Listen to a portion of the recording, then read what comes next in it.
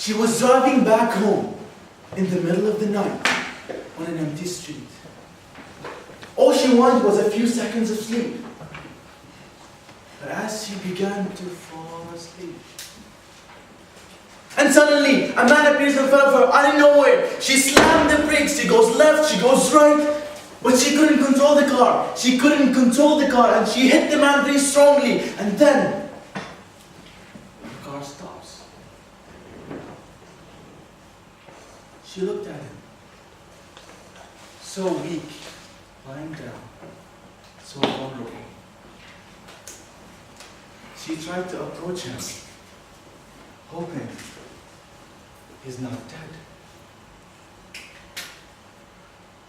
And as she tries to touch the man,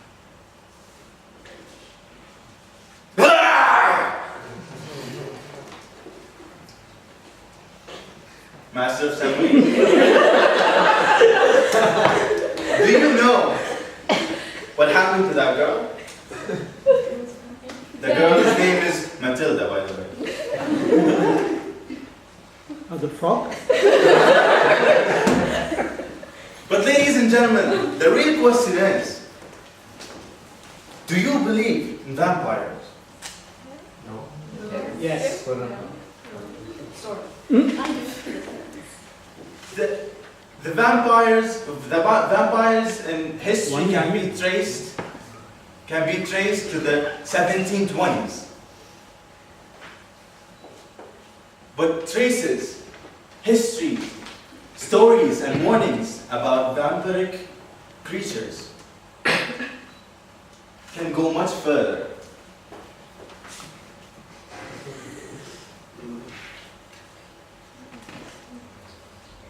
We have a magnificent amount of books. Actually, some even say that vampires are featured in the Bible, citing either Lazarus, raised back from the dead by Jesus, or Cain, condemned by God to forever to wander the earth.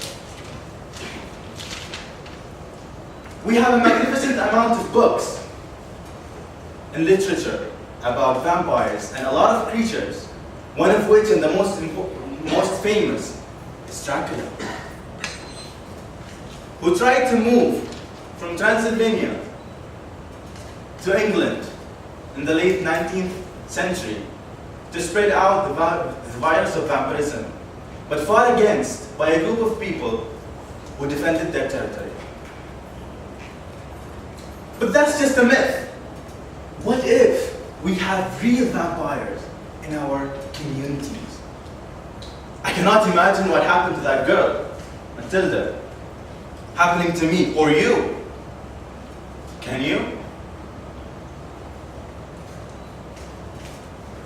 But there are actually types of vampires. First of all, the blood feeder. The actual one that we see in the movies. They drink the red fluid to transform the life force energy from victim to new host. Second is the psychic vampire. The transference of life force energy by intent and willpower only. And third, the hybrid. Psychic vampire, but also drink blood. We have a lot of people in this world who claim that they are vampires. Let us go through some of the people who are famous and actually were interviewed in the China show and most importantly, National Geographic. First of all, and the most important is Sarah Lester. She claims that she has super vampire powers, that she can heal and hurt others. She even says that she can read people's thoughts. She thinks that blood is rudimentary. She says, and I quote, "Dude, just blood." Second is vampire.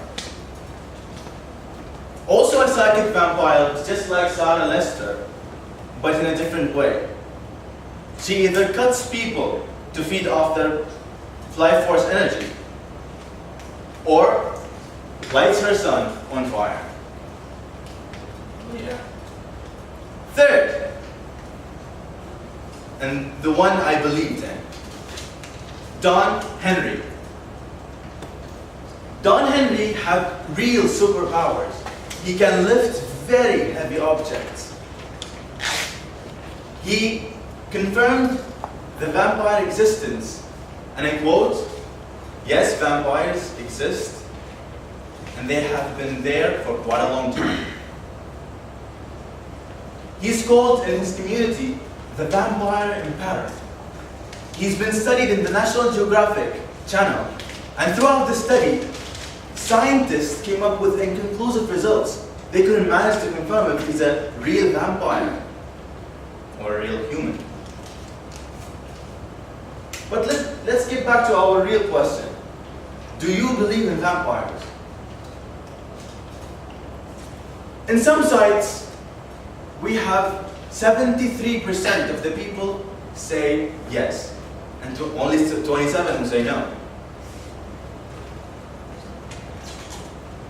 From real to fiction, from Don Henry to Dracula, real is just a matter of perception. You get to decide whether it's real or not. And if you ever meet a vampire, I guarantee you one thing. Yes, there will be blood. Back to you.